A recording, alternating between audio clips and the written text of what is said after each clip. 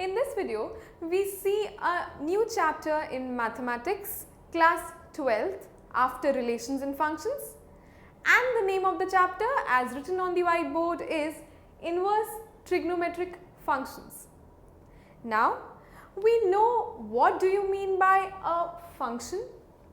We also have a brief idea about trigonometry, which is a branch of mathematics. This chapter will focus on functions and will understand the concepts related to trigonometry along with the functions part. In this video, we are going to see specifically what do you mean by inverse of a function in relation to trigonometry.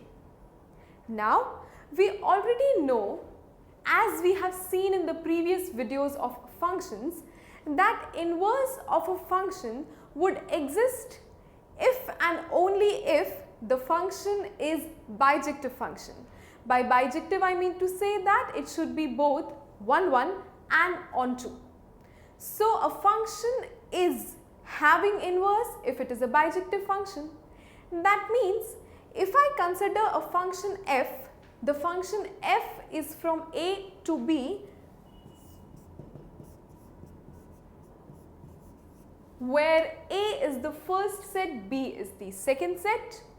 This function is bijective, it is given to me. Now, what is the inverse of this function?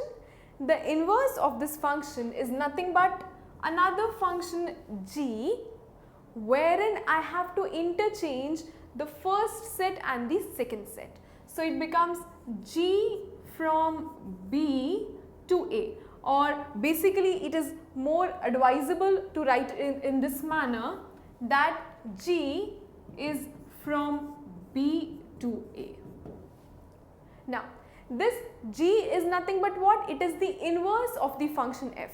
So, I can write it that g is nothing but f inverse, and now again f inverse is from b to a. Now, one more reminder that the inverse would exist only when it is 1, 1 and onto, which we have already seen. Now, if I have something called as gy and it is given to me as equal to x. A question says that I have gy and it is given to me as x. Now, how and when is this possible? This condition is possible if and only if I have something called as fx is equal to y. Do we see some relation between these two equations? I was already given one condition that g of y is equal to x. The condition number 1 exists when fx is equal to y, and it exists only when fx is equal to y. So, again this condition number 2 tells me that I have the existence of inverse. How? Let us see it again. Because f and g were related. How were they related? They were related that g is the inverse of f. So, I can definitely write that if gy is equal to x, it is possible only when fx is equal to y. Now, some more detail to this. I know that bijective functions will only give me inverse. I also know that a function fx will have the inverse by the name what? It will have the inverse by the name f inverse x. Now, we also studied about composition of functions in the previous chapter called as relations and functions.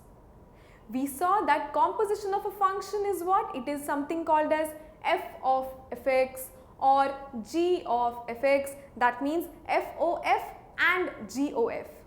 So, how is composition of function related to inverse? Let us see some more analysis to that.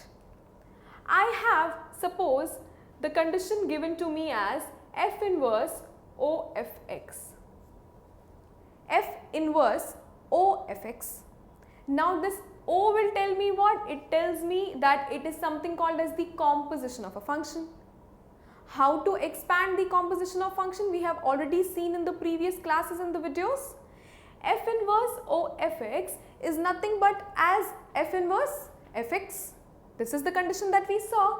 So f inverse of fx is f inverse fx.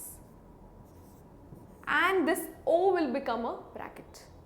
Now what is fx? Fx is nothing but y. So it becomes f inverse of y. Now by the knowledge of inverse, I know that if fy is equal to x, that if fy is equal to x, then f inverse y of f inverse x, these can be easily computed. So if fy is equal to x, I say that f inverse x is equal to y. This we had already studied, so let me make it in a box. Now by the knowledge of the functions and its inverses, what is the answer to this? F inverse y is similar to f inverse x. When it was f inverse x, my answer was y. When it is f inverse y, my answer is nothing but x. So we started with f inverse fx and we got the answer as x. This tells me that composition of a function is also related to inverse. Hence, in this video, we have seen what is inverse of a function. The existence of inverse is only possible when the function is a bijective function.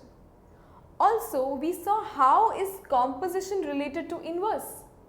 We start with f inverse fx or we start with g inverse gx, and in the end we obtain simply an identity function which is x.